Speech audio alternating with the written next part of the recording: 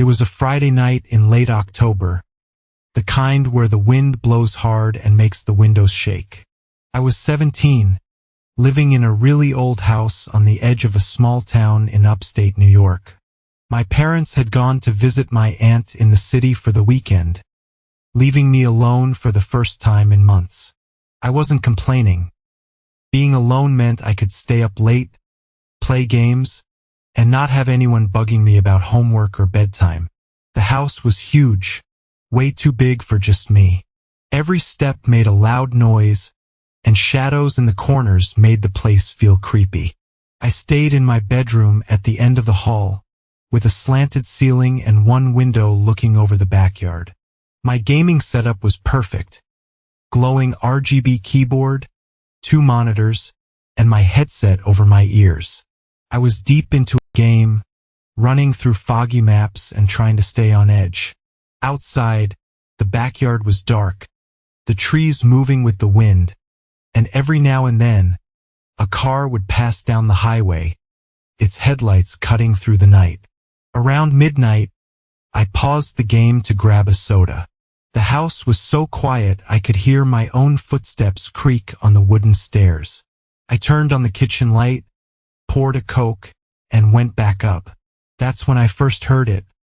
A soft tapping, like fingers tapping on glass. I froze on the landing. It was coming from the living room window facing the front yard. Probably just a branch, I told myself. I shook it off and went back to my room, turning up the game to ignore it. But the tapping didn't stop. It got rhythmic, almost like someone was doing it on purpose. During a quiet moment, I took off my headset to listen. My heart started racing. I looked at the clock. 12:47. No way was I going downstairs. I texted my friend Jake. Dude, there's weird tapping at my window. Home alone. Creepy as hell. He replied right away. Probably a raccoon. Or your mom pranking you from the hotel. Yeah, right. My mom wasn't like that. I laughed at the message, but it didn't make me feel better. I put my headset back on and tried to focus, but my nerves were shot. The tapping faded a little while I played. Then, around 1:30, the power flickered. My monitors blinked, the PC fan stopped for a second, then started again. What the heck? I said. The house had old wiring, but it didn't usually act up like that. I checked the weather, clear, windy, no storms. When I went back to the game, Discord pinged me. Unknown user, just a bunch of numbers.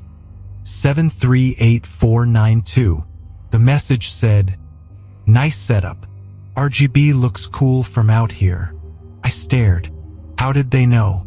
My room was on the second floor, looking out at the backyard, surrounded by woods, neighbors for miles. I typed, who is this? No answer. I blocked them and shook my head. Troll, probably. Just a coincidence. Still, I felt uneasy. I looked out the window. The backyard was dark, the trees moving with the wind. I closed the curtains tighter and sat back down. Then the doorbell rang. Long buzz, like someone was holding it down. My heart jumped. Who rings a doorbell at 1:45 in the morning? I grabbed my phone and whispered to Jake. Someone's at my door, ringing non-stop. Call the cops, man. Don't go down there, he said, sounding serious. I'm not stupid, I whispered, but I didn't hang up. I crept downstairs, phone in one hand, holding the banister with the other. The living room was dark, the kitchen light spilling into the hallway. Through the peephole, nothing. Motion light didn't go on. Then the doorbell buzzed again. I backed up. Maybe a short circuit? But that didn't explain the tapping or the Discord message. I turned on every light in the house. The buzzing stopped. I double-checked the locks, front, back, garage, basement. Everything was secure. Feeling a bit safer, I went back upstairs. The game was still paused. Then my PC made a low hum and the screen flickered. When it came back, my desktop had changed. A photo of my house from the front yard, timestamped 1:47 a.m. I jumped up, knocking over my soda. Someone was outside, right then, taking pictures. My hands were shaking. I grabbed the baseball bat from the hall closet. Then the tapping started again, louder, from my bedroom window. I didn't look. I ran downstairs, huddled in the kitchen with the bat, and called 911. "There's someone outside my house," I whispered. "I'm alone." They rang the doorbell, tapped on windows, maybe even hacked my computer. "Please send someone. Stay inside. Lock everything. Officers are on the way," the dispatcher said. 10 minutes in the country. 10 minutes that felt like forever. Then scratching at the back door.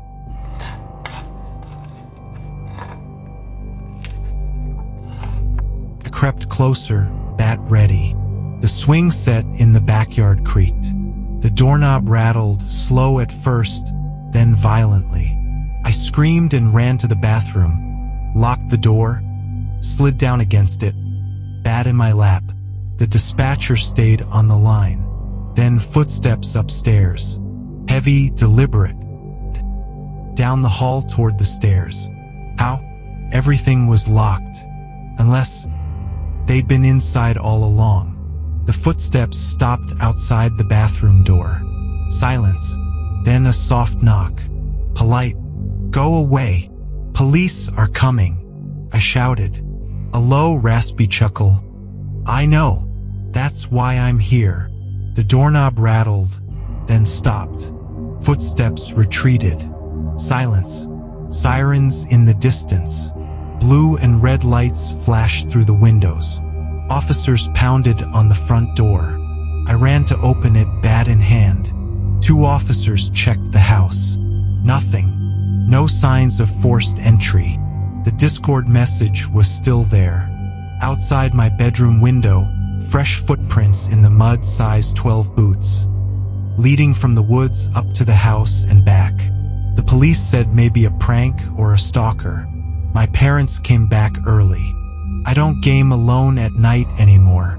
Sometimes when the wind picks up, I swear I hear tapping. And that voice outside the bathroom door, it sounded like it had been listening the whole time. Late at night, I still wonder if it's out there, waiting for the next time I'm alone.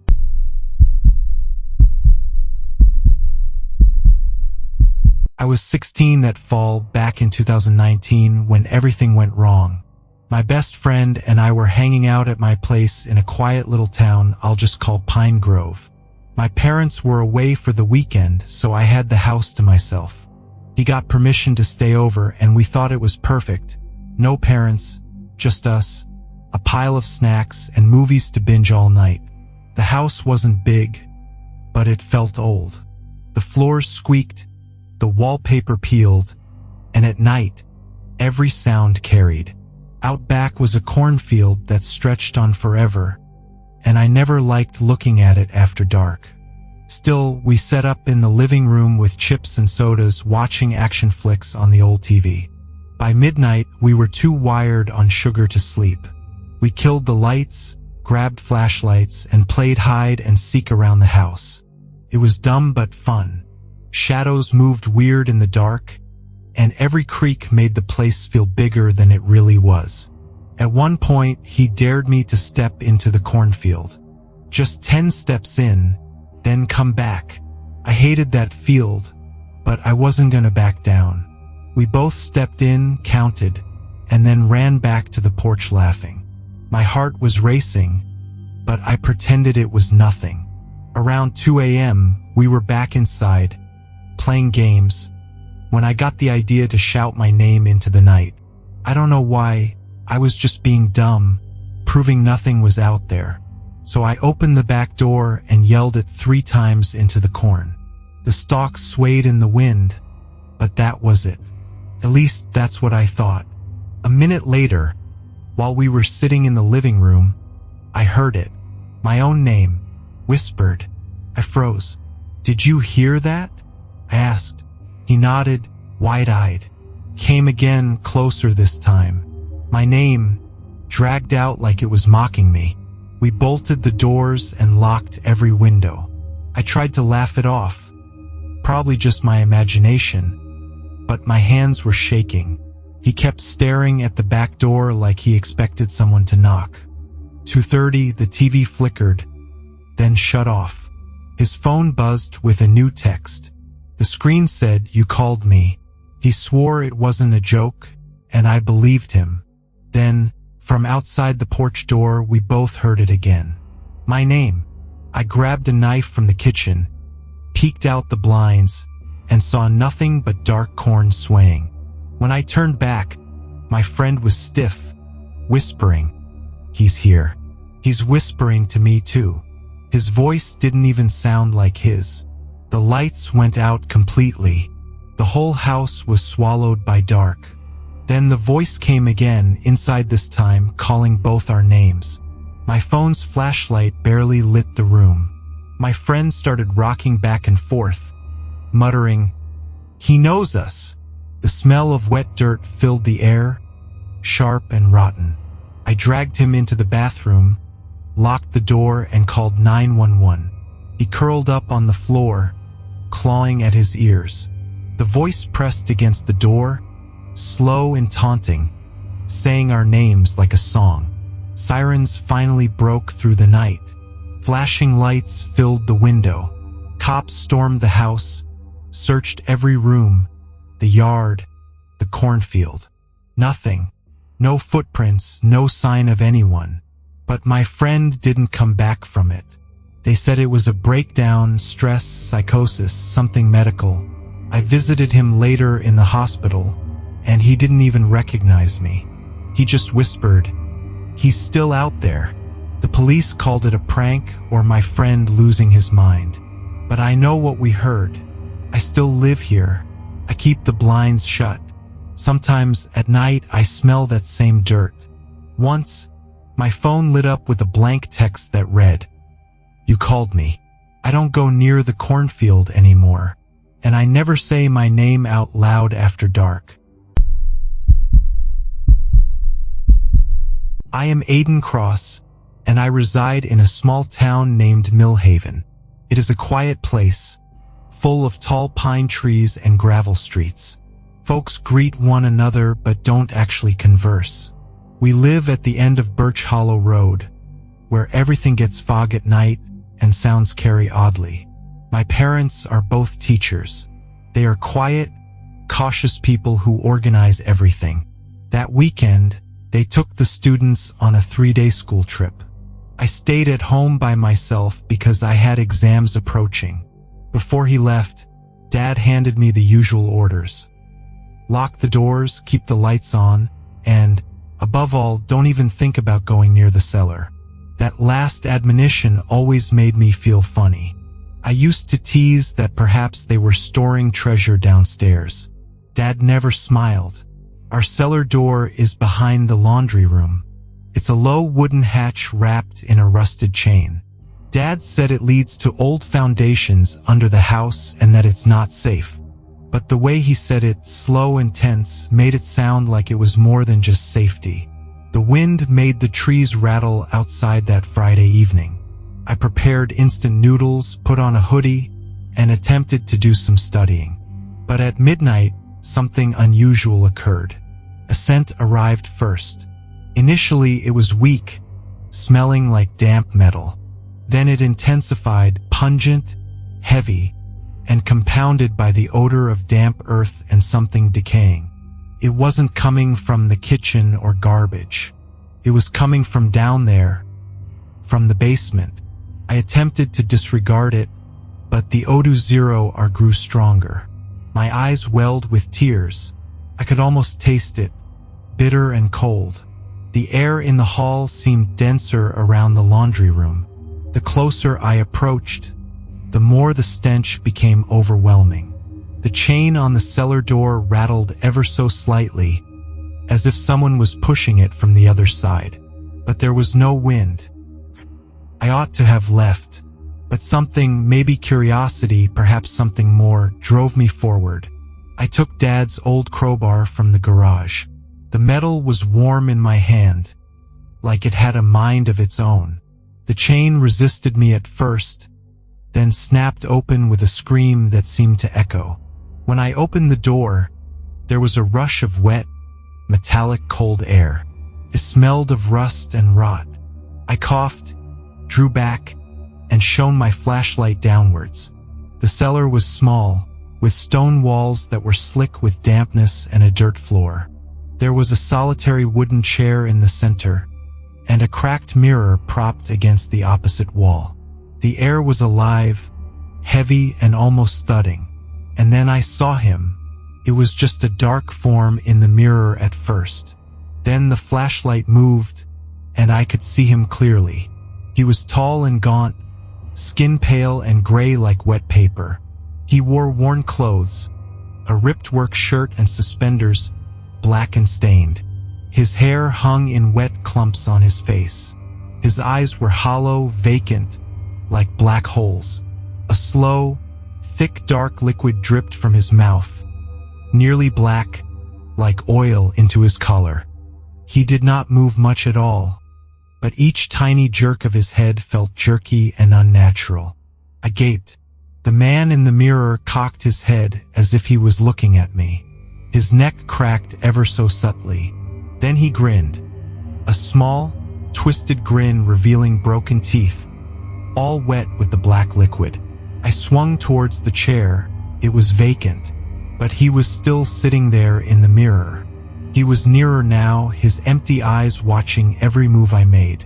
There was a deep rope mark on his neck, red and black. His head jerked minutely, advancing with each flash of my torch. The air became colder. My breath puffed out in clouds. My hands trembled so violently that the flashlight beam danced across the walls.